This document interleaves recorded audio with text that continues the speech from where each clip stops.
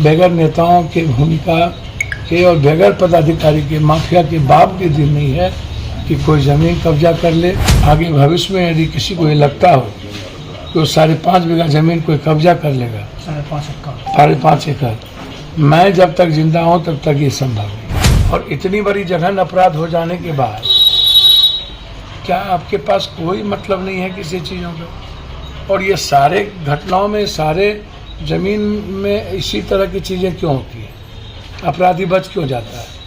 ज़मीन का जो धंधा जो पूरे बिहार में एक उद्योग बन गया है, जैसे बालू, शराब और ज़मीन, ये 3 उद्योग हैं अभी बिहार में। डर क्यों हो गया ये समझ में नहीं आता। इकबाल क्यों ख़त्म हो गया है? और मुझको लगता है कि मैं जो बार बार कहता हूँ, ये जो पूरे साम्राज्य का पर कब्जा हो गया है ज़मीन माफियाओं का, CI, CO, DCLR, ADF, और इधर नेता और इधर माफिया, पूरा एक शहर नहीं, शहर का शहर माफियाओं की गिरफ्त हुआ। पूर्णिया में भी एक जमींदार महेंद्र यादव को बुरे तरीके से क्रिमिनल आकर के मारा, बांध करके ज़मीन कब्जा करने की कोशिश 2 दिन पहले की गई। बाहर से क्रिमिनल आए। यह विवाद 5.5 बीघा का आज से नहीं है, यह विवाद लगातार लंबे समय से। इसमें मनीष ठाकुर, अग्रवाल, 2 नायर और शूटर और लाइनर का काम एक रमेश यादव ने किया। आप जो मनीष ठाकुर है वो अभी तक आपसे क्यों भागा हुआ, क्यों दूर? जिन्होंने क्रिमिनल को हायर किया, साक्ष्य के लिए शूटर का गिरफ्तार होना बहुत जरूरी है। और शूटर की गिरफ्तारी यदि आपको FSL के टीम से लेकर जितनी टेक्निकल आपको टीम है, मोबाइल का लोकेशन है, हम तो 8:30 बजे किस किस व्यक्ति का उस चौक पर मोबाइल है, इससे तो आप पहुंच सकते हैं उस तक। ये जो बकवास करते हैं कि क्रिमिनल का चेहरा नहीं आ रहा है, चेहरा नहीं आ रहा है, मोबाइल तो होगा ना। कितने मोबाइल उस वक्त थे? मनीष ठाकुर की किस किस से बातचीत हुई? अग्रवाल की किस किस से बातचीत हुई? कॉल डिटेल तो निकाला जा सकता है ना, कॉल डिटेल निकालिए। उस घटना 8 साढ़े 8 के बीच में 7:30 से 9 बजे तक के बीच का आप टोटल मोबाइल का लोकेशन लीजिए। जो लोग हैं उसमें जो संदिग्ध आएगा।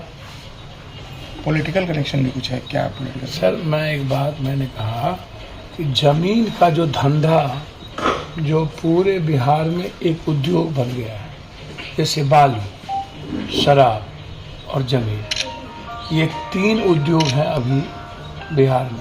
को लगता है कि कोई साम्राज्य चलेगा ये जो, और बिना पदाधिकारी के मिली भगत के साम्राज्य चलेगा?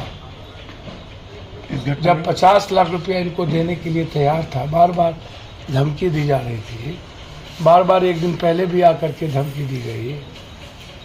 उनके भाई बहुत ज़्यादा मेंटली थोड़ा मजबूत नहीं है।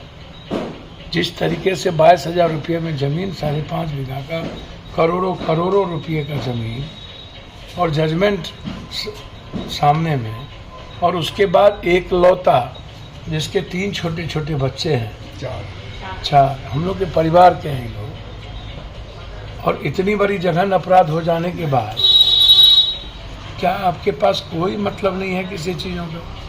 और ये सारे घटनाओं में, सारे ज़मीन में इसी तरह की चीज़ें क्यों होती हैं?